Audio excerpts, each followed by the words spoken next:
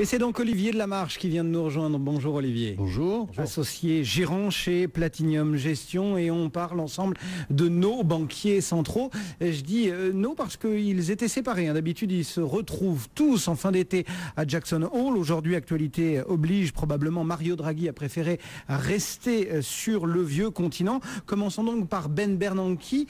Comment avez-vous, entre guillemets, jugé ou analysé, décortiqué sa prestation à Jackson Hole? Rien, comme d'habitude. C'est-à-dire que on attend du Dieu Bernanke qu'il prêche la bonne parole, qu'il nous indique ce qu'il va faire pour sauver le monde. Et en fait, on est toujours déçus.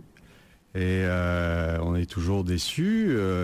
Il n'a encore une fois rien indiqué.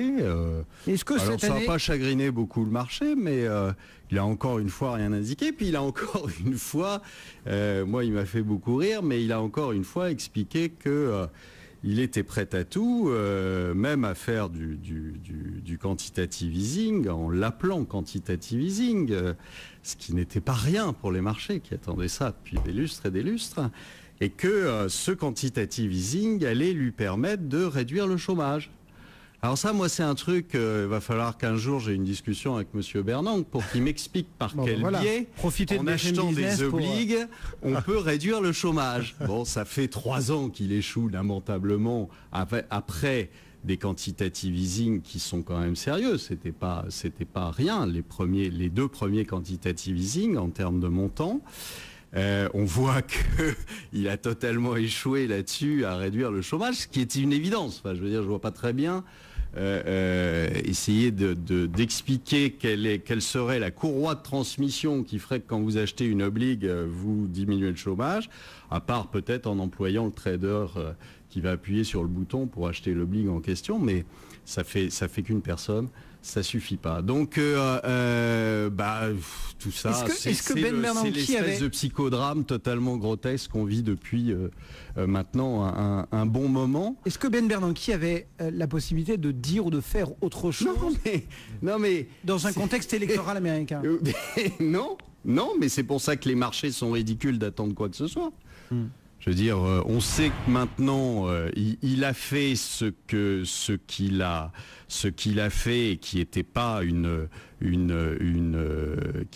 qui a une multiplication d'erreurs depuis un bon bout de temps, dont il va falloir maintenant payer la note. Bon, alors le marché essaie de se réjouir de petits moments qu'on lui laisse. C'est 1 minute de plus, monsieur le bourreau, quoi. Donc, s'il ne s'est rien dit, finalement, Mario Draghi a bien fait de ne pas aller à Jackson Hole cette année et de rester s'occuper de la zone euro? De toute façon, ça changeait absolument rien. Monsieur Draghi voulait passer le week-end en famille, je suppose. Voilà, il a passé le week-end en famille. Olivier, il a bossé. Oui, vous l'accusez un peu gratuitement. J'espère qu'il a bossé. Bon, il nous a laissé, en tout cas, week-end en famille ou pas, il nous a quand même donné quelques pistes désormais. Et il nous a appris que 3 ans, ça restait dans ses cordes. Ah je trouve ça amusant. Monsieur Draghi décide que en dessous de 3 ans, c'est plus de la monétisation. Au-dessus de 3 ans, c'est de la monétisation. Je sais pas, il a trouvé ça dans un bouquin, C'est ce qu'acceptent les Allemands, peut-être, non?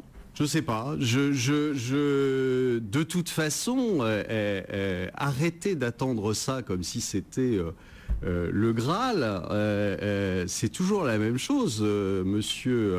Monsieur Draghi est un disciple de Monsieur Bernanke, donc vous attendez des choses, mais dont il faudra payer la note. Donc on n'a absolument pas à se réjouir que l'Espagne appelle à l'aide, parce que l'Espagne qui appelle à l'aide, ça veut dire pour nous tous un endettement supplémentaire, ça veut dire pour nous tous des dettes insoutenables et une réduction de la croissance. Donc il n'y a pas à se réjouir de ça.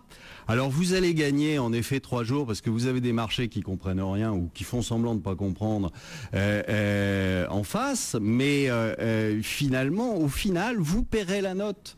Et la note, elle est de plus en plus salée. On le voit tous les jours. Alors vous avez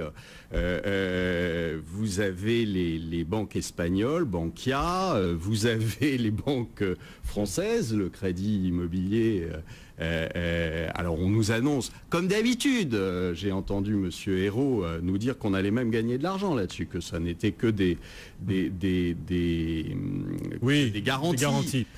Comme Dexia, c'était que des garanties au départ. Et puis on voit ce que ça nous a coûté. Bon, il n'empêche qu'ils se bougent, nos dirigeants, Olivier. Oui, ils se bougent bien. Ils se bougent beaucoup. Oui. Oui, ils se bougent. C'est même la danse de Saint-Guy, mais ça sert pas à grand-chose. Ah bah si, ça sert à faire monter les marchés, mine de rien, sans dépenser un rond. Mais quel intérêt? Sans dépenser un rond. Mais quel intérêt? La communication. Vous tomberez plus haut. C'est ça l'intérêt? C'est votre prédiction. C'est-à-dire que vous allez en coincer plus dans le marché, c'est ça l'intérêt?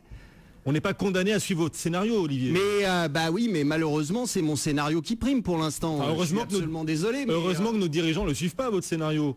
Eh ben, s'il prévoyait... Enfin, il aurait été bien qu'ils le suivent. Ah bon, prévoir la fin du monde, ça permet de mieux gérer la vie. Prévoir la fin du monde. On a donné des pistes depuis le début. On a dit ce qu'il fallait faire. Ils ne se sont pas dirigés là-dessus. Ils ont fait très exactement le contraire. Je vous dis simplement qu'on va le payer, c'est tout. Arrêtez de croire au Père Noël en permanence. Ça vous réjouit que les marchés montent. Pourquoi? Vous en avez? Non? Oh non, j'en ai pas. Bon, bah voilà, alors donc, cessez de vous réjouir pour un truc mais je me réjouis qui pas, en Olivier. plus, ne vous concerne pas. Je veux dire, je trouve ça un peu effarant. Vous êtes marrant, vous parlez du marché action alors que vous êtes quasiment pas investi dessus non plus. Donc, on voit pas très bien. Mais on est à avec égalité raison là-dessus. pour l'instant. Oui, bon. En tout cas, je suis désolé, il vaut gérant quoi le marché action? Il vaut la moitié de 2007. Alors on peut toujours se réjouir qu'il ait remonté de 10%. Mais enfin, il vaut quand même encore la moitié de 2007, on est bien d'accord. Bon, alors... Est-ce qu'en tant que gérant, il y a de profiter de la hausse de l'été? Vous avez laissé passer 15% de hausse. Oui, c'est dommage. Je laisse passer 15% vos clients sont peut-être un peu peinés. Je laisse passer 15% de hausse avec raison, parce que cette hausse ne veut rien dire. Elle est basée non sur du fondamental, mais simplement sur des paroles ridicules de Draghi. C'est tout. Eh bien, or, la note, vous la paierez. Et à ce moment-là, on vous enverra pas de lettre recommandée pour vous dire ça va baisser demain. D'accord? Et tout cela, tous ceux qui soi-disant ont profité de la hausse de cet été se retrouveront comme des idiots en disant ah bah oui, bah ça a baissé mais on ne le savait pas. Ah ben oui, mais tant pis. Mais ils peuvent sortir du marché. Mais oui, quand ils veulent. Toujours. Vous savez, il y en a. Ce qu'il faut, c'est rentrer au bon moment. Vous n'êtes même pas rentré. Qui rentrent au plus bas, qui sortent au plus haut. Malheureusement, on les retrouve 25 ans plus tard, alors qu'ils devraient être sur une île déserte depuis longtemps à se croiser les doigts de pied au soleil. Voilà, donc c'est toujours amusant, mais non, quand vous avez une telle crise et quand vous avez une incapacité chronique à la résoudre, et quand vous avez des marchés qui font n'importe quoi et qui sont surévalués, vous ne pouvez pas rentrer dedans, quoi qu'il arrive. Bon. La prédiction d'Olivier de Lamarche. Merci beaucoup, Olivier, associé gérant chez Platinium.